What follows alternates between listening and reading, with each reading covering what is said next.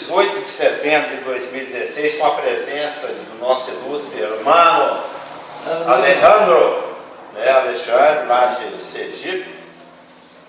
Na verdade você é mineiro, né? Sou mineiro, João Levade. Nós foi para onde?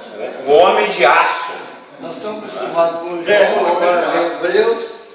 Mas em Hebreus 2,14? 2,14 e 15. Se dessemos um título para o estudo de hoje, que aliás esse material aqui, a pretensão, esse material aqui, o Isaac está aqui para me lembrar, é que ele se transforma num livro.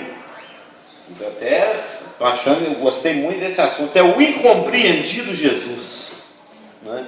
Ou Jesus, este homem fracassado, seria o nome, porque nós vamos olhar a coisa de uma ótica humana. Quem pegar o bonde andando hoje aqui, o geral vai me interromper quando ele chegar, porque vai pegar o bonde andando, e esse é o raciocínio que você tem que pegar do começo, porque é uma ótica humana. Mas lá em Hebreus 2, 14 e 15, diz o seguinte, Hebreus 2, versos 14 e 15, visto, pois, que os filhos têm participação comum de carne e sangue, tem várias Bíblias aqui, viu? Se quiser usar uma, o seu pai. Beleza. Visto que os filhos têm participação comum de carne e sangue, falando de Cristo, né? Destes também ele igualmente participou, para que por sua morte destruísse aquele que tem o poder da morte, a saber, o diabo.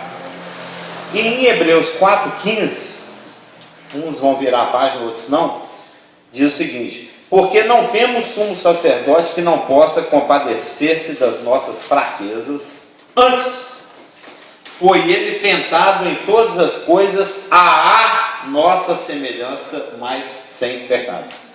O que esses dois versículos estão falando? Eles estão falando da humanidade de Jesus Cristo.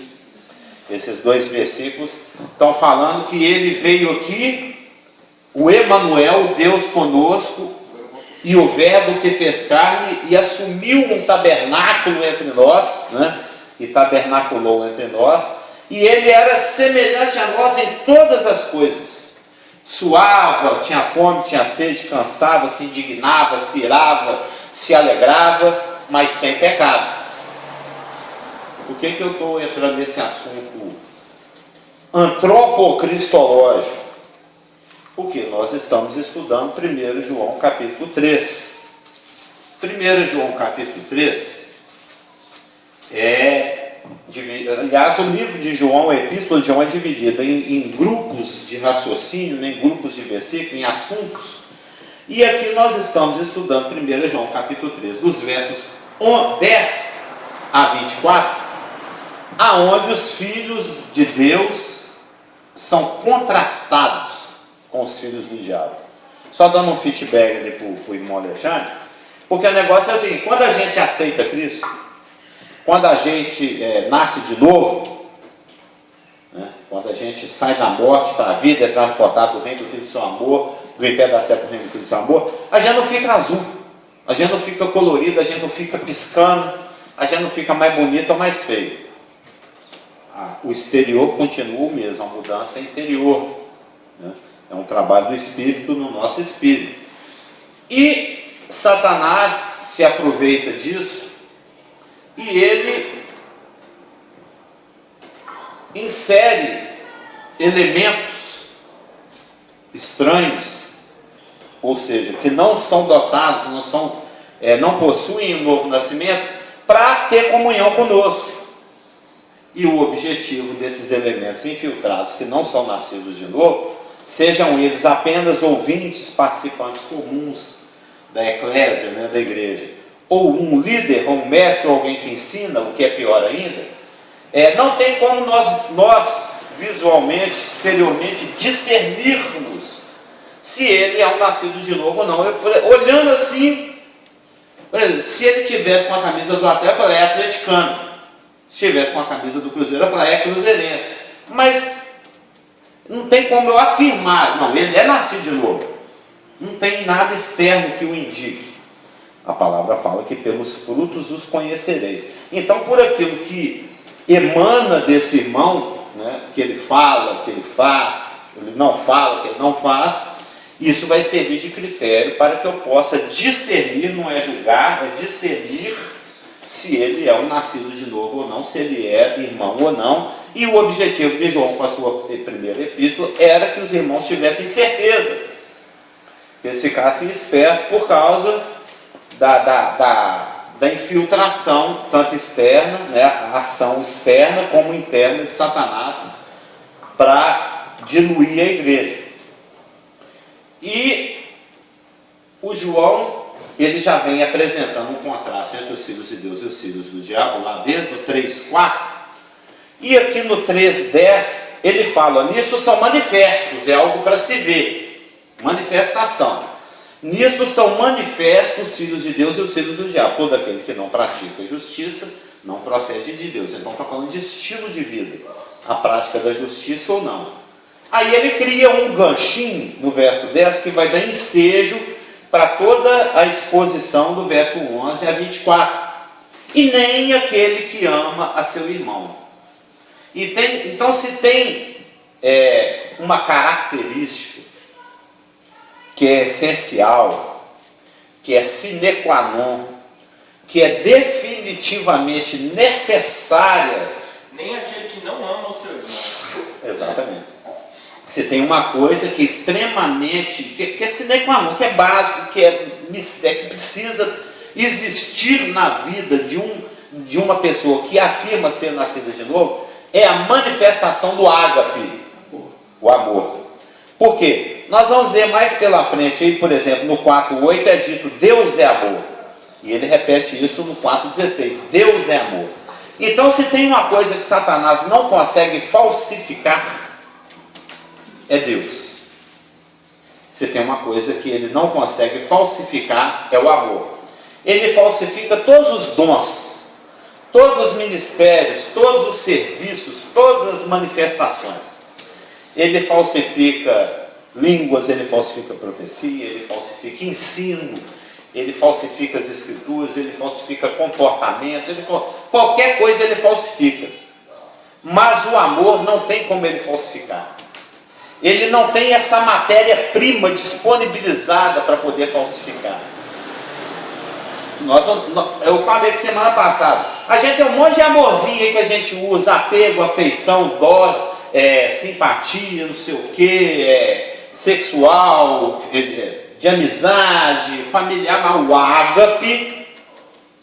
o ágape, que é integral, incondicional, sacrificial e solícito, esse aí não tem jeito. Nós vamos ver por quê daqui a pouquinho. Nós vamos, só para fechar o raciocínio, aqui no verso 11, que é o nosso assunto de hoje, diz o seguinte, porque a mensagem que ouvistes desde o princípio é esta, que nos amemos uns aos outros. Que mensagem é essa que o João ouviu lá no princípio? Ele está aludindo a algo que já é antigo na igreja, há 50, 60 anos. É o princípio máximo da igreja, do nascer de novo. Amar de forma água. Onde está esse mandamento? Em João 15:54, que já pode abrir lá. Sim, senhor. Eu ultimamente tenho tido muito cuidado com esse nosso português. Sim. Como se refere à produção. Aqui nós temos uma vírgula, quer dizer, ele fala primeiro que são manifestos os filhos de Deus e os filhos do diabo. Sim. É o contrário. Qualquer que ama, que é de Deus, a justiça, né? E aí tem uma vírgula, e não ama seu irmão. Esse não ama seu irmão é relacionado a Satanás, ao diabo. Não. Esse aqui essa é uma cláusula de identificação que se estende a todos.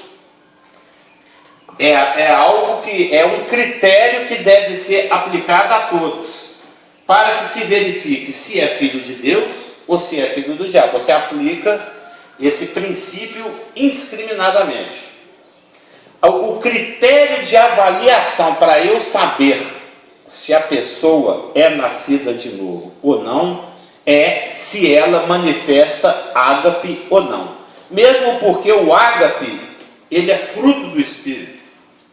Só o Espírito pode produzir ágape.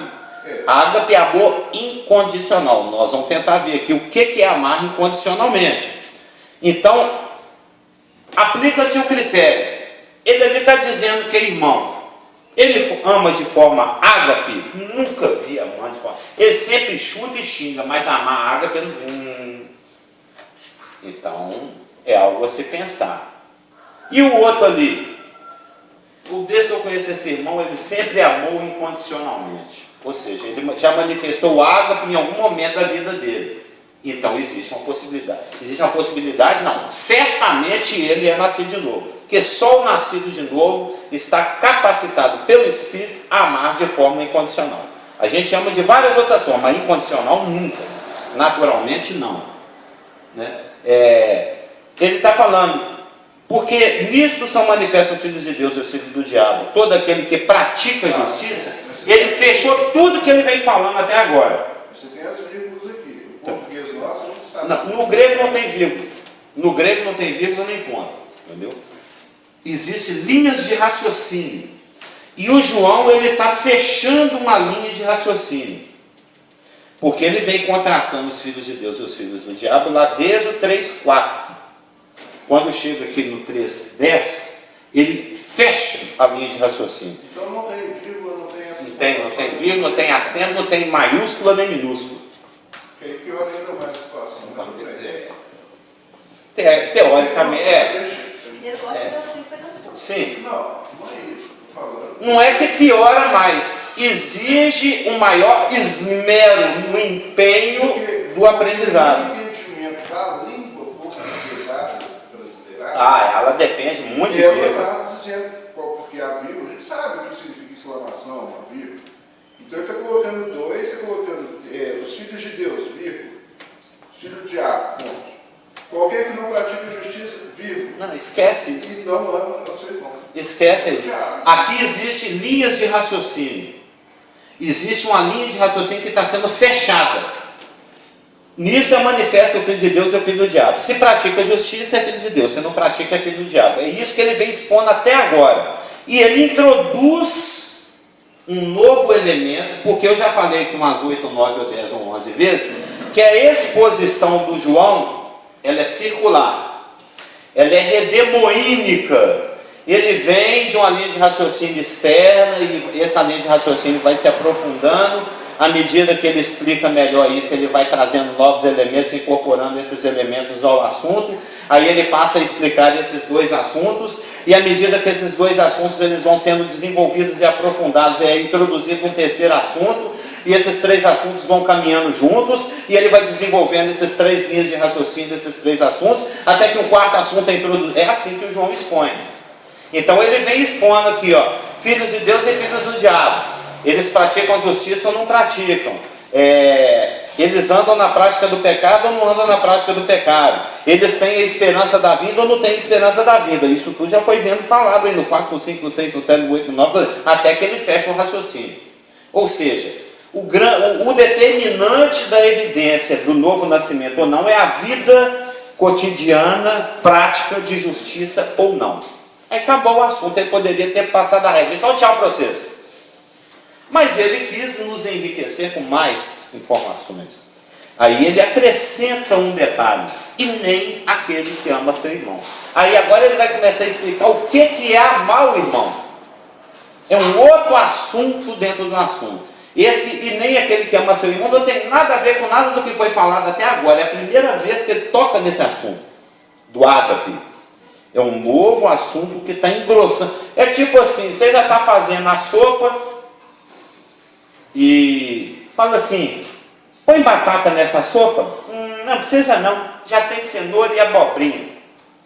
O João falou: não, eu vou pôr batata nessa sopa, eu vou falar do ágape, introduzir. Ou põe um sazonzinho aí, precisa, não precisa. Poderia ser acrescentado, poderia, algo, agora, rala a noz moscadinha aí, não. Eu estou falando de coisas que eu fiz ontem, por isso que está fácil. Então porque ontem eu fiz um frango assado com batatas, abóboras, cenouras e pimentões. Peito de frango assado com legumes. E derrama azeite assim para as coisas. e cabeças de alho inteiras. Já assou? Você assa a cabeça de alho inteirinha, só dá uma fincada nela com faca, derrama azeite e põe no forno junto com essas coisas. Isso é baba, né? Entendeu? Então o assunto ágape não tem nada a ver com o que foi falado até agora. Ele vai introduzindo um novo assunto. E esse assunto vai ser explicado aqui do 11 ao 24. E eu falei que esse amor ágape é o que dá validação a tudo que se faça. A gente foi lá em Coríntios 13 e tal, todo mundo se lembra. E aqui no 11, João está falando assim, ó, a mensagem que ouviste dele desde o princípio é esta, que nos amemos uns aos outros. Cadê essa mensagem? Onde é que o João ouviu isso? Lá no princípio. Lá no momento da ceia, a última Páscoa, a primeira ceia, no aposento alto com seus discípulos, se despedindo, lá no 13, eu falei 15:34, é 13:35. Em 13:35 é quando João ouviu isso. 13:34 e 35. O 35 é que eu falei, a marca registrada do nascido de novo é o ágape. Nisto conhecerão que sois meus discípulos, se andardes de terno com a Bíblia debaixo do braço. Nisto conhecerão que sois meus discípulos, se fores certinhos e tudo, e deres a paz do Senhor na hora que encontrar. Nisto conhecerão que sois meus discípulos, se não falar palavrão, não fumar, não beber e der o dízimo. Nisto conhecerão que sois meus discípulos, se você amar de forma incondicional. Essa é a marca registrada do crente. Verso 34. Novo mandamento vos dou, porque o judeu, ele já tinha um mandamento. Amarás o teu próximo como a ti mesmo. O caso Augusto, ele é muito religioso, ele é muito festivo, né? E uma vez ele postou no Facebook: amarás o teu próximo como a ti mesmo. Bonito versículo, mas não serve para nada. Ele não é um mandamento para mim. Jesus me deu um novo, esse é velho. Ou então, eu tenho que imolar bichinho, eu tenho que levar uma pá na minha mochila, eu tenho que cumprir todos os outros 612 mitzvots, mandamentos, já que eu vou tentar cumprir um, né? Amar o próximo, que inclusive é um dos prioritários para o judaísmo, amar o próximo como a ti mesmo não é mandamento para o cristão. Novo mandamento vos dou, que vos ameis uns aos outros, assim como eu vos amei, que também vos ameis uns aos outros. Jesus amou, deu um exemplo de como se ama, e falou: agora vocês vão amar igual eu amei vocês. Porque ele era mineiro, né? Igual eu amei vocês. Novo mandamento vos dou, que vos ameis uns aos outros, assim como eu vos amei. Como é que Cristo amou? Então nós temos que olhar como Cristo amou para que nós possamos imitá-lo. Porque a ordem é mandamento, é ordem. Quando você vai aqui ó, no 15:34, mandamento. Ele repete de novo no 15:12, meu mandamento é esse. E repete no 17. Ou seja, no mesmo contexto, ele deu a ordem 3 vezes. No 13:34, no 15:12 e no 15:17 de João. Que vos ameis uns aos outros como eu vos amei. E como é que ele amou? Nós vimos aqui em Hebreus 12, 14, 15 e 15, que ele se tornou um igual a nós. Ele é um homem. Ele é um homem. E eu, por esses dias, eu estou pegando os evangelhos de Mateus, Marcos, Lucas e João e lendo-os totalmente, versículo por versículo, pegando cada versículo assim, picando em 2 e 3 pedaços, para descobrir pequenos fragmentos de informação. São informaçõezinhas assim que estão despercebidas. Às vezes você lê o versículo e você nem nota que tinha aquela cláusula, aquela afirmativa, aquela revelação daqueles versículos. Então são essas pequenas pepitas de ouro que eu estou vasculhando os 4 evangelhos para colecionar o material. Foi rapidamente, primeiro é uma coisa muito sucintinha aqui de 4 páginas para a gente estudar hoje. Mas é algo que eu pretendo transformar assim, até num livro, é um assunto que eu gostei, eu quero expandir. Que é o olhar para Jesus Cristo, mas não um olhar religioso, não um olhar crítico, não um olhar de depreciação e não um olhar de adoração. Simplesmente uma análise dos fatos, do que está narrado aqui. Porque todos nós deixamos um registro, até a lesma quando passa, ela deixa uma melequinha. Já observou? Só fica uma melequinha assim, meia luzidia, né? Eu estou passando aqui pelo planeta, depois que eu partir, né? Quando tiver lá o Rafa rindo ao lado do meu caixão, outros chorando, né? O Rafa lá alegre comigo, né? Porque eu vou estar alegre. Uma história vai ficar para trás. Quem foi esse cidadão brasileiro? Carlos Almeida. Isso foi um pica-fumo. Ele fez um monte de lambança na vida, ele aprontou pra caramba.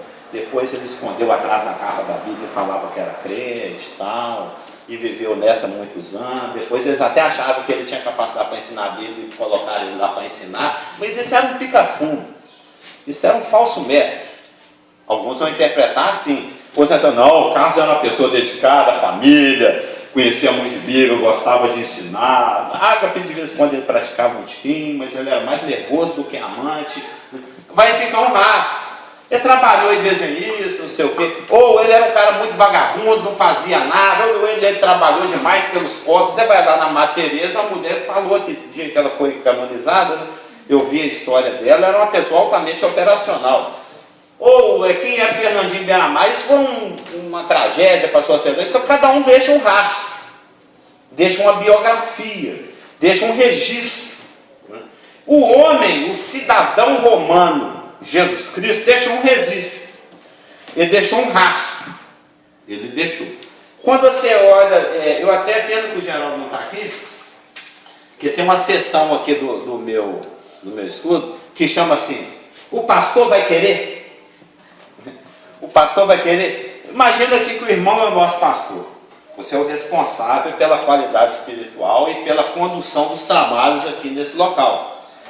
Aí eu chego perto do pastor e falo assim: pastor, tem um pobrezinho aí, o cara que não tem lugar nem para dormir. Jesus era esse cara, que não tinha. As raposas têm covis, os passarinhos têm ninho, mas não tem nem onde colocar a minha cabeça para dormir. É um pobre aí, já não vai interessar muito, porque o ideal fosse que ele fosse rico para dar um dízimo grande, né?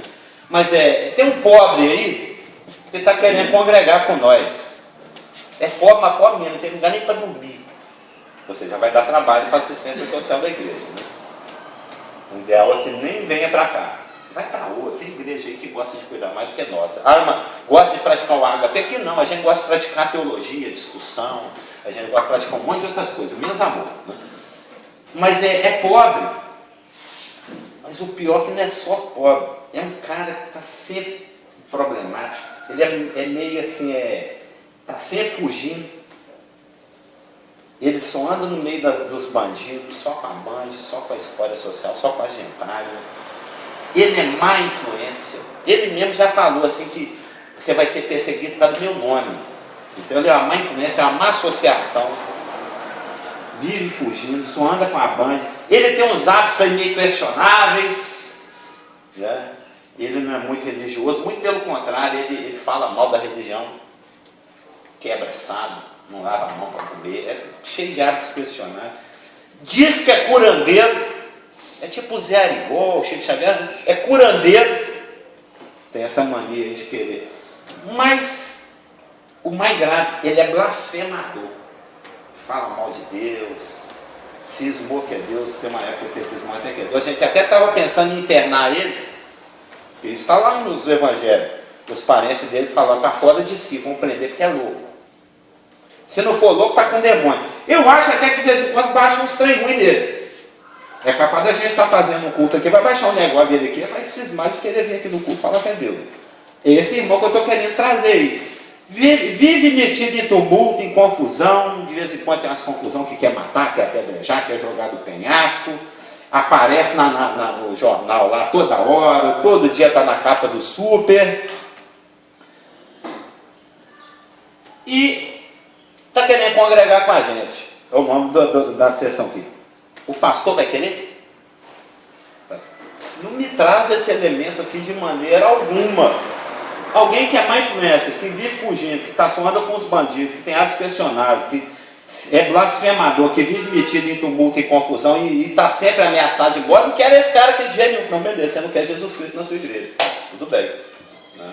Mas esse é Jesus Cristo. Quando você olha o rastro, a história que Jesus Cristo deixou é essa.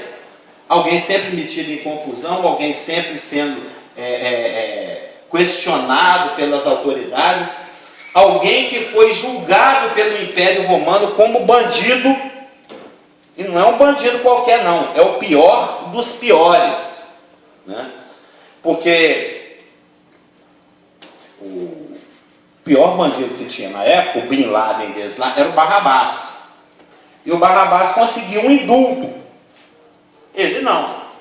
Então o que o Pilatos estava declarando com o gesto dele de soltar Barrabás e condenar Jesus Cristo à prisão, é que Jesus Cristo era pior do que infanticidas, do que patricidas, marricidas, atricidas, matar a mãe, matar o pai, é pior do que os pedófilos, é pior do que os ladrões, é pior do que tudo. Ele recebeu a pena máxima do Império Romano.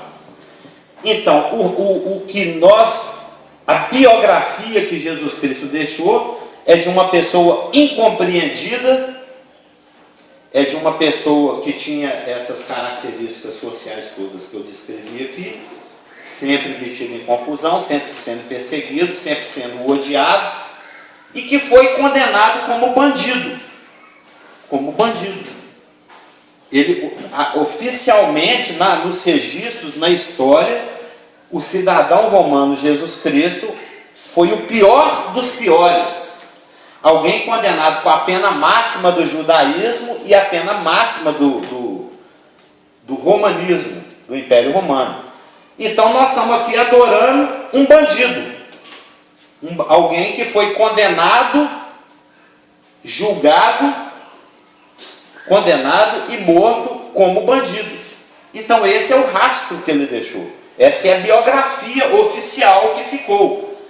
Aí entra a fé. Ele ressuscitou, etc, etc. E é a fé.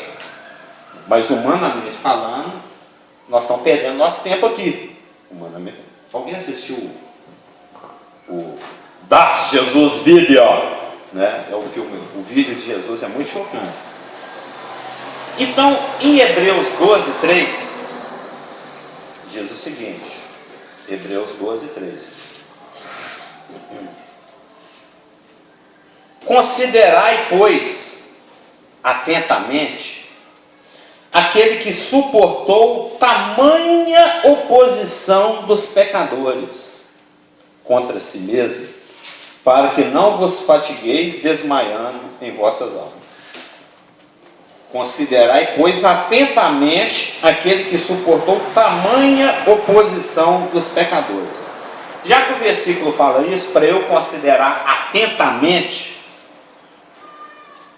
como Jesus Cristo se comportou diante de tanta oposição, diante de tanta resistência, diante de tanto ódio, é que vai me ilustrar como é que ele nos amou.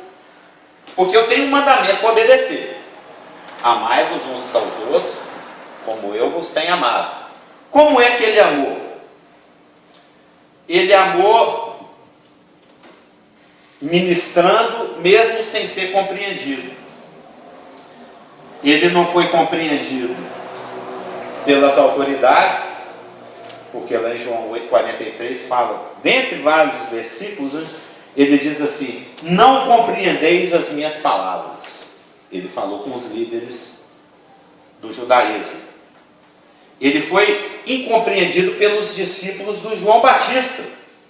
Por que a gente jejua e vocês não jejuam? O noivo, tal, aquela história, vai se alegrar enquanto o noivo... Tinha uma explicação. Inclusive está brotando um outro assunto dentro dos estudos que eu estou fazendo, que chama a lógica divina. A lógica divina de tal...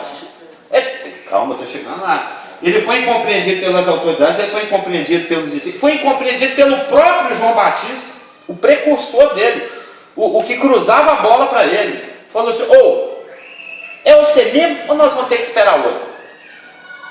Porque a previsão do Espírito é que a gente ia sentar nos tronos aí e se dar bem. Eu estou indo ali para perder a cabeça, você parece que não vai demorar muito também não. Aí Jesus Cristo convocou ele à fé. Não se liga no que você está vendo, se liga no que está escrito. O que está escrito? Lá em Isaías fala que ele vai libertar os cativos, vai dar vista aos cegos, etc. Eu estou aqui libertando os cativos, dando vista aos cegos e etc. Então eu sou o cumprimento da profecia. Então, independentemente da coisa estar dando errado, nós estamos no caminho certo. Aí ele manda um recado para João. E bem-aventurado é aquele que não acha tropeço em mim. Viu, João Batista? Tropeça aí para você ver se você não perde a sua salvação. Pode dizer, né?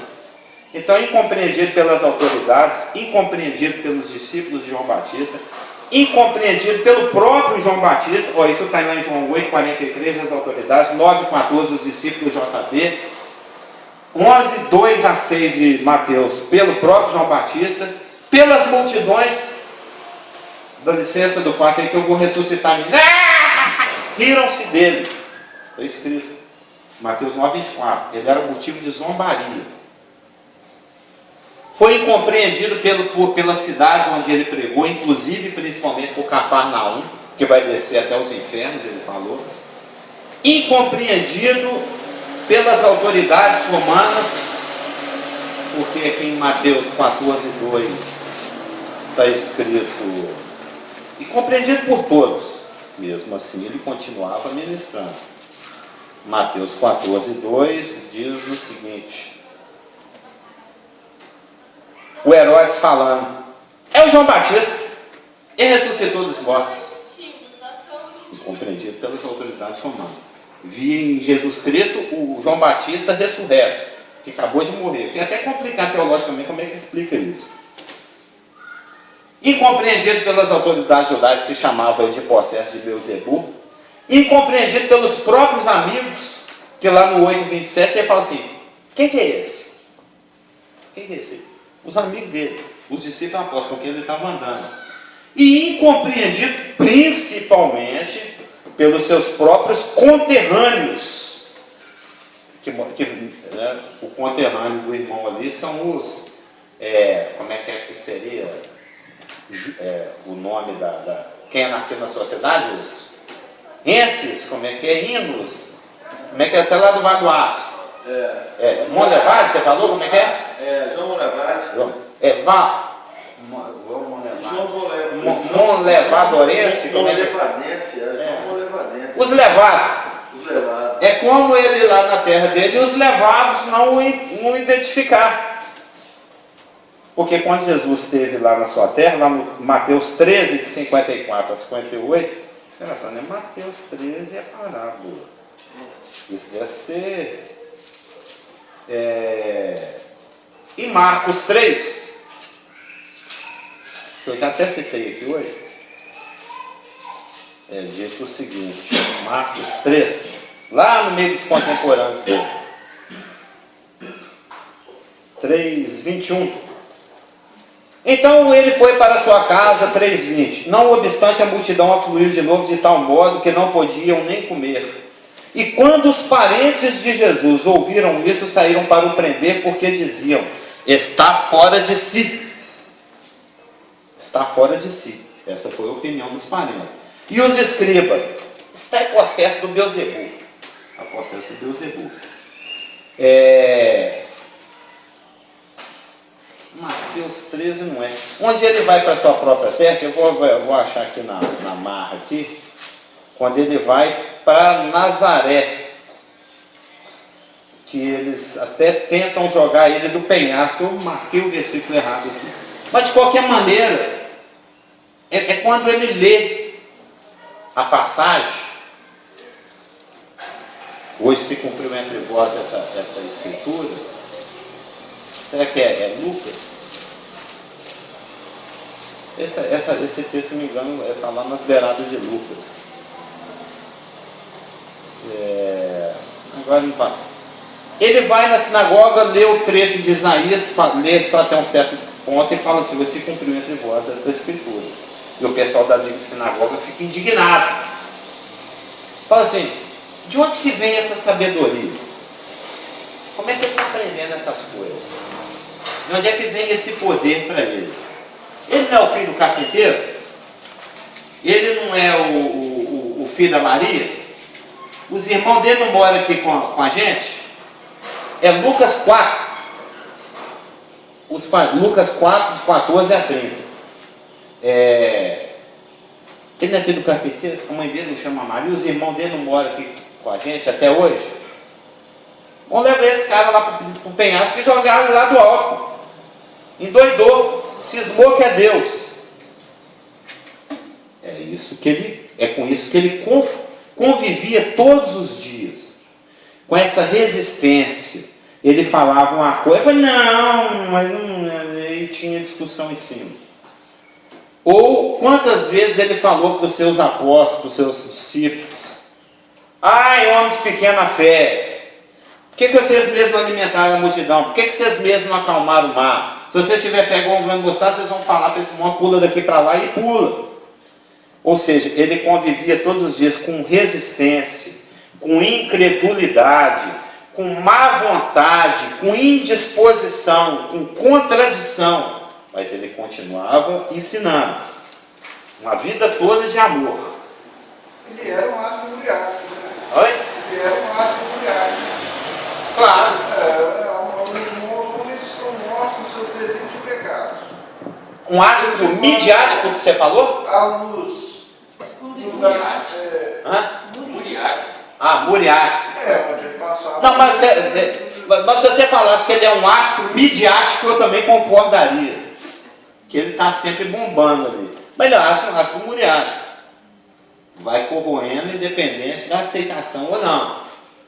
Então, ele conviveu com incredulidade, com resistência, com oposição, durante todo o seu ministério. E nem por isso ele perdeu a mansidão, e nem por isso ele deixou falar: vinde a mim, vós que estáis cansados e oprimidos, eu vos aliviarei e achareis descanso para a vossa alma. Nem por isso ele deixou de ser solícito, preocupado em cuidar, porque o ágape, o Caso Augusto postou no Facebook: amarás o teu próximo como a ti mesmo. Eu falei, puxa vida. Aí eu acabei, por mais que eu resistisse, eu acabei falando: Caso Augusto, será que você vai postar um versículo? Posta o versículo certo, senhor. Você fica postando o versículo do judaísmo. Posta aí, novo mandamento eu vos dou, que vos ameis uns aos outros como eu vos tenho amado. Mas não, é porque a gente que está no táxi, a gente tem que amar o próximo como a si mesmo, porque do mesmo jeito que a gente não quer que o cara baixe no nosso carro, a gente não baixa no carro do outro. Não, Augusto. Nós estamos em outra fase, nós estamos em outra época. Nós somos chamados a amar da seguinte forma: você está passando pelo lugar certo da rotatória.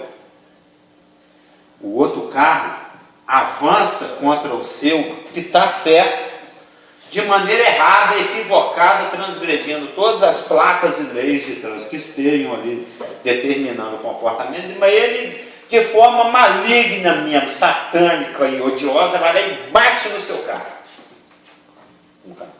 E depois que ele bate no seu carro, que você desce para ver que o meu amigo que foi, ele te dá uma bolacha no meio da cara. E depois de te dar uma bolacha no meio da cara, ele fala assim: eu estou pegando a sua mulher. E depois de falar que está pegando a sua mulher, ele fala: me dá todo o seu dinheiro aí. E te assalta também.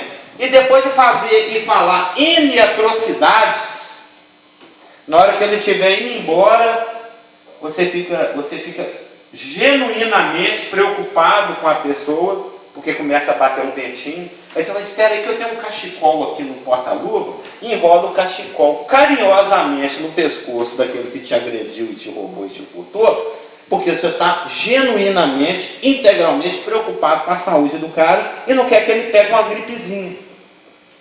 Isso é que é amar de forma ágape. É amar de uma forma que o objeto do amor não tem nenhum merecimento. Muito pelo contrário. E não tem nada que você vá ganhar em amá-lo daquela forma.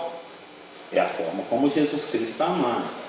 Ele passou por toda uma vida, um ministério, aparentemente sem frutos, porque existia resistência, as pessoas não retinham a informação. Ele alimenta 5.000, ele alimenta 3.000, e daí a pouco os discípulos vão discutir a respeito de pão. Ô, vocês não lembram que esses dias mesmo eu alimentei 5.000? Vocês agora vão ficar discutindo por causa disso? Ou seja, era um pessoal que não aprendia. Ele falou muitas vezes: vocês são retardados, vocês são tardos de coração, tardos de entendimento, custa aprender. Todos nós. Lembrando que existem versículos que falam que o homem gosta e ama a si mesmo. Assim como o filho pede um pão, ele não vai dar um escorpião. Claro. Efésios fala que ele a si mesmo se cuida, né? Então, a vida de Jesus Cristo, o seu ministério, foi um ministério cansativo. Ministério que encontrou resistência, que encontrou contradição, que encontrou incredulidade. Mesmo assim, ele ministrou. Aí nós chegamos no último dia de Jesus Cristo na terra. Nós agora estamos no último dia de Jesus Cristo na terra. Se lá na ressurreição, o Pedro pergunta assim: e aquela sexta-feira, mestre, como é que foi? Eu falei: nem te conto. Nem te conto. Aliás, eu vou te contar. Eu vou te contar como é que foi meu dia. Tem gente que às vezes reclama de um dia difícil. Observa esse dia aqui de Jesus Cristo. Ele foi traído pelo amigo de maior confiança, que era o Judas. Era o amigo de maior confiança dele. Você sabe por que eu sei disso? Porque era o cara que carregava a bolsa de dinheiro.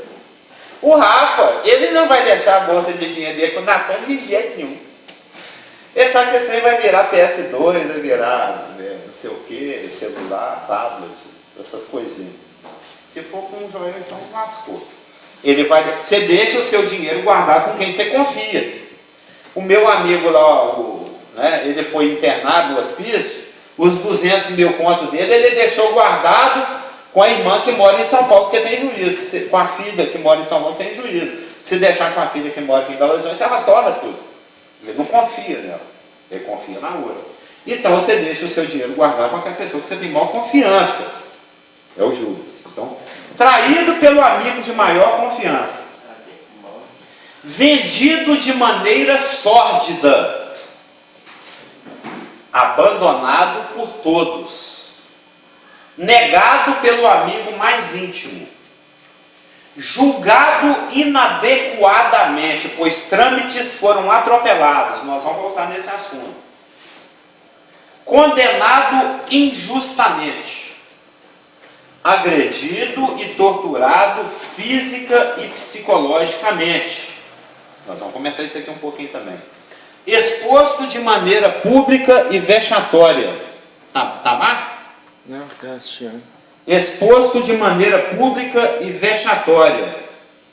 Perseguido até pelos companheiros de cela. Né? Os dois, um ao lado do outro, ficaram amaldiçoando ele.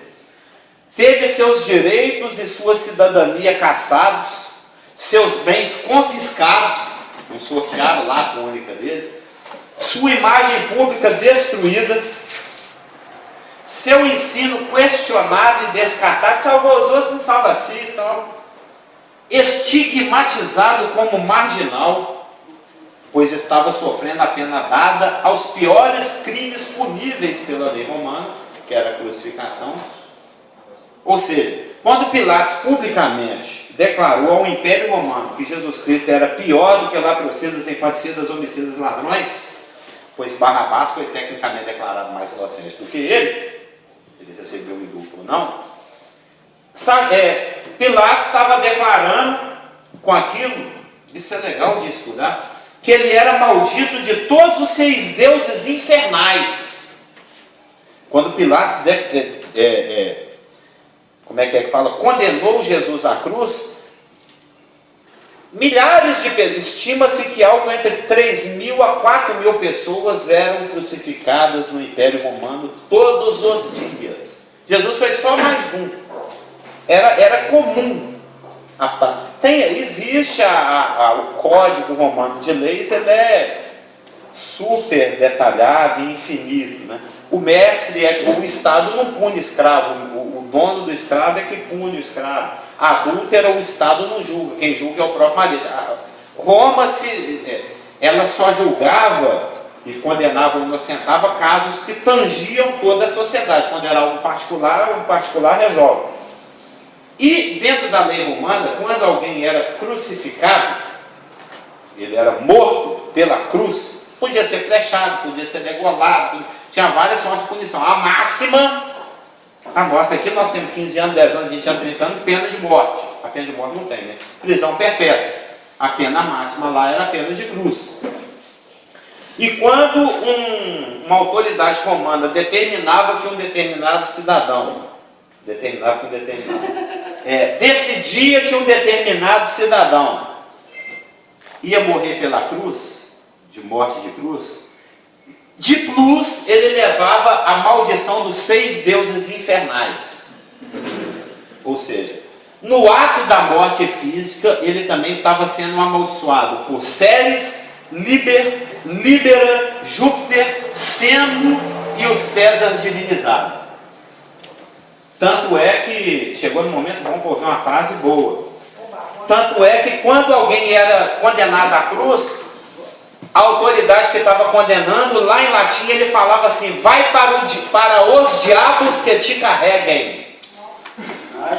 Quando Pilatos declarou Jesus réu de morte de cruz, ele estava falando para Jesus Cristo: então agora você vai para os diabos que te carreguem. Essa que é a frase? É a frase do latim, de onde vem a nossa frase, só que a gente reduziu para diabo, lá era diabos. Quando alguém era condenado à cruz, ele estava sendo amaldiçoado por Ceres, Líbera, Júpiter, Semo e o César divinizado.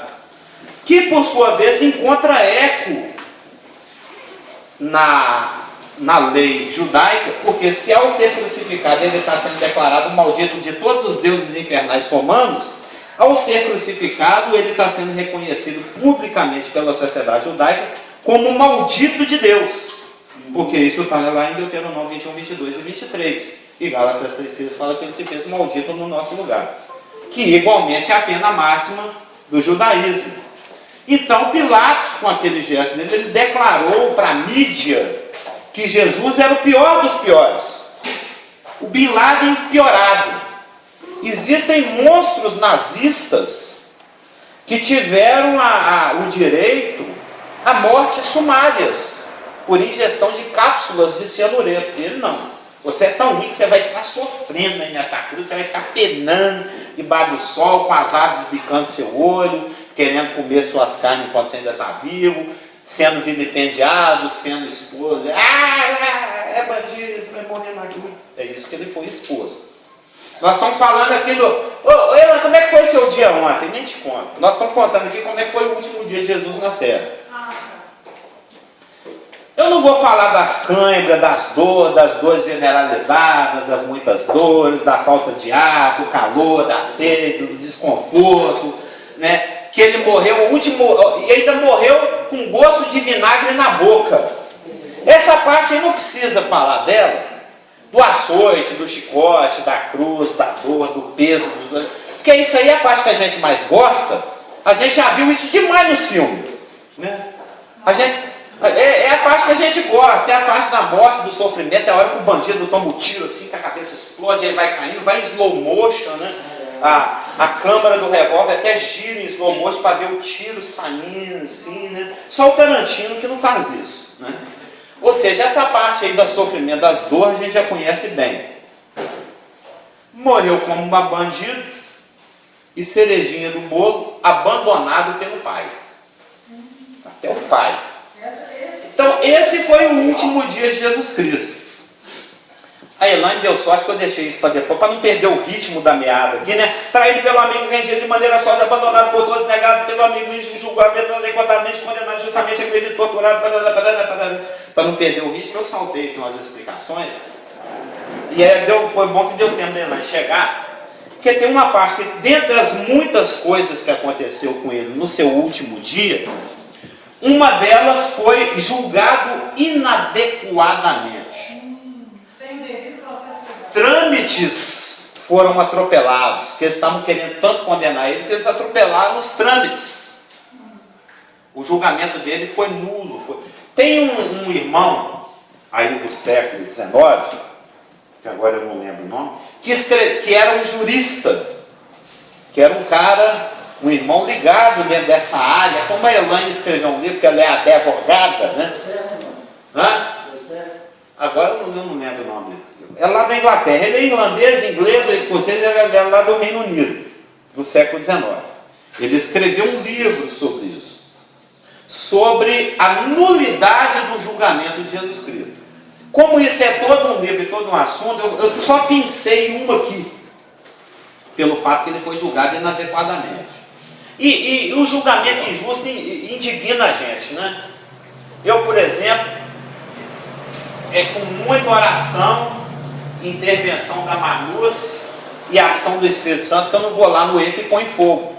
Eu estou querendo pôr fogo lá naquele EPA, em frente à igreja Padre Eustáquio, porque umas 2 semanas atrás teve um churrasquinho na casa do Guilherme, e eu esqueci de levar a grelha. Levei a churrasqueira, mas não levei a grelha. Eu achei que a grelha estava lá dentro. Aí você tem que ir no supermercado comprar uma grelha cara. Algo que você já tem 2, porque isso já me aconteceu antes, então eu já tinha uma, já tenho a outra e agora tenho mais uma. Eu chego lá no EPA, uma fajutinha 25 conto. E a melhor que eu queria comprar 40. Eu já estou levando esse preço, eu não vou pagar 40 conto, uma grelha. Ainda quero uma vaquinha dividida por 7 pessoas, né? Mas mesmo assim, levamos a de 25. Quando chega em casa, você vai olhar a notinha, a menina cobrou de 40. Eu fico... Porque eu sou o cara que confere a nota. Nesse dia, inclusive, eu já tinha criado o caso com a menina por causa de 2 centavos no caixa. E por causa desses 2 centavos que eu estava brigando com a menina lá, e travando o filho, chamando gerente, e acendendo luz, e segurança já se quantificando para conter a pessoa. Né? Não. Quando eu conto aqui que eu tenho problema com ira, vocês não acreditam. Eu não aceito a injustiça de ser querido. Aí os meus filhos tomaram esse cano lá de 15 conto enquanto eu brigava por 2 centavos. Então, injustiça me deixa muito indignado. Imagina você passar por um julgamento inadequado, que até o cara que está te julgando lava a mão porque tem certeza que você não é inocente, é só por inveja. A palavra fala em Mateus 27, 18 que era por inveja, pelo lado de senil. Quando você vai em Mateus 26, 65, 26, 65, está escrito o seguinte, é o julgamento de Jesus lá. Então o sumo sacerdote rasgou, que vem aqui, ó, no 63. Jesus, porém, Mateus 26, 63 e 65. Jesus, porém, guardou silêncio, e o sumo sacerdote lhe disse: eu te conjuro pelo Deus vivo, que nos digas se tu és o Cristo, o Filho de Deus. Respondeu-lhe Jesus: tu disseste. Entretanto, eu vos declaro que, desde agora, vereis o Filho do Homem assentado à direita do Todo-Poderoso e vindo sobre as nuvens do céu. Então, o sumo sacerdote rasgou as suas vestes, dizendo: blasfemou, é réu de morte. Beleza. Só que, lá em Levítico 10, o Nadab e o Abiú, filhos do Arão, sumo sacerdote, eles ofereceram, eles fizeram o ofício lá da forma fora do script, ofereceram fogo estranho. E o fogo saiu do altar e os consumiu os 2. Aí o Moisés deu ordem. Deus instruiu Moisés, que Moisés instruiu o Arão, está lá em Levítico 10, 6, fala assim: ó, não chora, não fica de luto, não rasga a veste, não joga areia no cabelo. Está proibido. O sumo sacerdote não pode. O Arão engoliu o luto dos 2 filhos e seguiu em frente. Isso gerou a criação de esse fato que aconteceu com Arão, gerou a oportunidade para a criação de um mandamento que está lá em Levítico, que é o manual do sacerdote. Se o sacerdote quiser saber como ele tem que se comportar, ele tem que saber Levítico de cor. Lá em Levítico 21:10 está escrito: o sumo sacerdote, ó, se a filha de um sacerdote se morreu, 21:10, o sumo sacerdote entre seus irmãos, sobre cuja cabeça foi derramado o óleo da unção, e que for consagrado para vestir as vestes sagradas, não desgrenhará os cabelos, nem rasgará suas vestes, nem se chegará, aí vai. Ou seja, se o sumo sacerdote rasgar suas vestes, ele é réu de morte. Então, dentre os muitos erros que houveram no julgamento de Jesus Cristo, esse é um dele. Ou seja, a lei mosaica proibia o sumo sacerdote rasgar suas vestes clericais, porque elas simbolizavam a perfeição de Deus. Rasgá-las era o mesmo que negar a Deus. Se o sumo sacerdote rasgasse as vestes, ele fala assim: eu e esta nação não temos mais nada com Deus. Divórcio. Separamos de Deus. Não nos identificamos mais com Deus. Deus não tem mais nada conosco, e nem Ele conosco, e nem nós com Ele. Tô de mal. Se o sumo sacerdote rasgar a veste, ele fala assim: tô de mal, acabou, já era, não tem mais nada com você. Sim. E com certeza essa deveria ser a prática desde Arão, eles, né? Sim, nunca ninguém rasgou. Réu de morte. Exatamente. E no momento que ele fez isso, ninguém nem notou. Todo mundo quer condenar Jesus. Não, isso que eu ia falar, eles estavam tão anestesiados que tudo estava contra, que até isso podia, né? Sim. Dentre outras coisas, eu estou citando uma, que é a do rasgar a zero. Rasgá-las era o mesmo que negar a Deus e profanar o seu caráter. Rasgando, o sumo sacerdote era culpado de transgredir a própria lei que ele defendia. Isso o tornava indigno do seu ofício e todo julgamento presidido por ele nulo. Se o advogado da Dilma estivesse lá, ia anular esse julgamento. Nulo, é nulo. A penalidade para esse delito era a morte. Então, o irônico é que Jesus Cristo, que não cometeu nada de errado, estava sendo condenado à morte por aquele que merecia morrer. Porque temos um mandamento. 1 João 3,11 fala assim, do jeito que ele nos ensinou.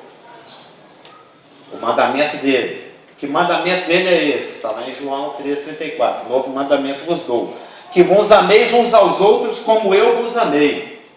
Aí nós lemos aqui, em Hebreus 12:3, agora é o raciocínio, que para fechar esse estudo basta uma frase.